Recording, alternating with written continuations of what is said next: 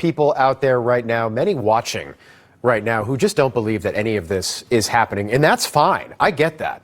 But over the last 2 weeks, multiple people, including 2 members of Congress, have not denied that our own government is experimenting with mixing the DNA between some alien species and humans, while the White House continues to telegraph that further disclosure is coming. We don't know when. Dr. Stephen Greer is the founder of the Disclosure Project. He is a researcher, a medical doctor. He's been on the forefront. Last week, I had one of those members of Congress on this show, Tim Burchett, and he said this. Take a look. If they would release the things that I've seen, you would stay up. You'd be up at night. I was briefed last week on an issue, 2 weeks ago, and it would have set the earth on. This country would have come unglued, I think, if they would have heard all that I heard. They would demand answers, and we need to. The people that know are dying or disappearing, as the case may be. Wow. And for the record, I'm not suicidal.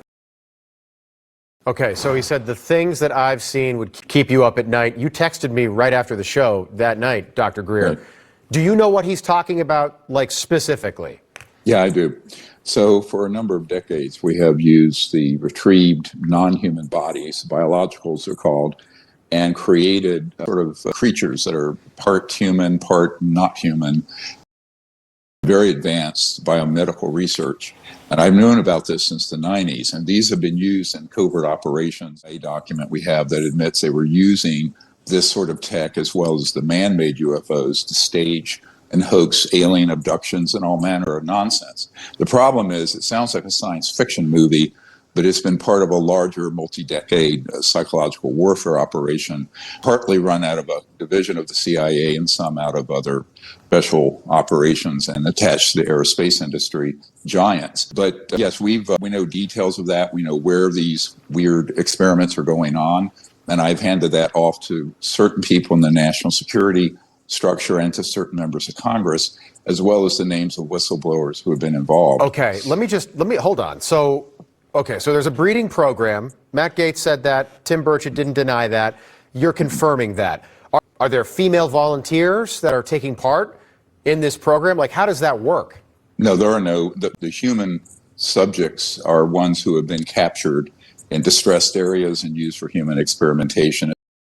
Similar to what one of our whistleblowers admitted to, last year when he said that. Do you know, Dr. Greer, why would we do this? Like, who would want to do that?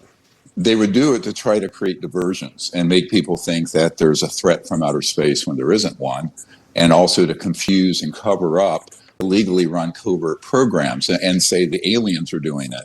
It's a classic diversion and deception operation. Let me ask you about that. General Mike Flynn, and I don't mean to cut you off, we have to do this in the interest of time, so for everyone at home, that's why. General Mike Flynn retweeted the interview with Tim Burchett. Here's the quote. I think we have the tweet.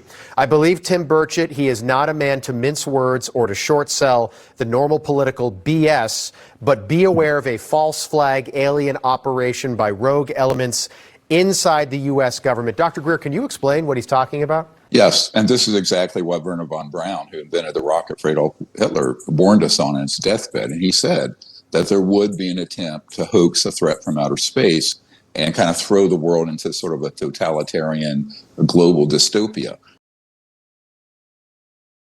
And that's been a plan that's been around since the mid-1950s. Okay.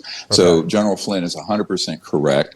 And these sort of weird and scary things that you hear about associated with UFOs and UAPs is part of that psychological warfare operation. Okay. I just want to ask you about Artemis II. Circled the moon, and NASA keeps shutting off the feed. They've got a live feed. You can essentially look anytime you want.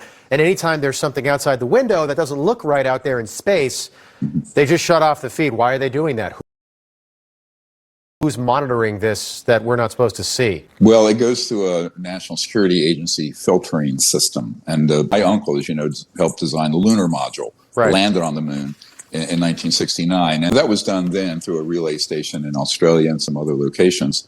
So that is routine just to be able to be sure nothing is said or seen without first being captured and reviewed. So it's safe to say Artemis II is being watched. Is that safe to say? Sure. Yeah, yes. But they didn't release any photos from the dark side of the moon that were not like iPhone 17 edited. Like there were no raw photos and you couldn't see the feed. They said they lost connection, so you couldn't see this thing was going behind the moon, which is very suspicious. 15 seconds. Any thought on that? Yes, one of our whistleblowers, Carl Wolf, saw the images in '68 coming back from that area, and there were artificial structures that were there that were removed from what NASA saw. So we know there are objects there. That would explain that.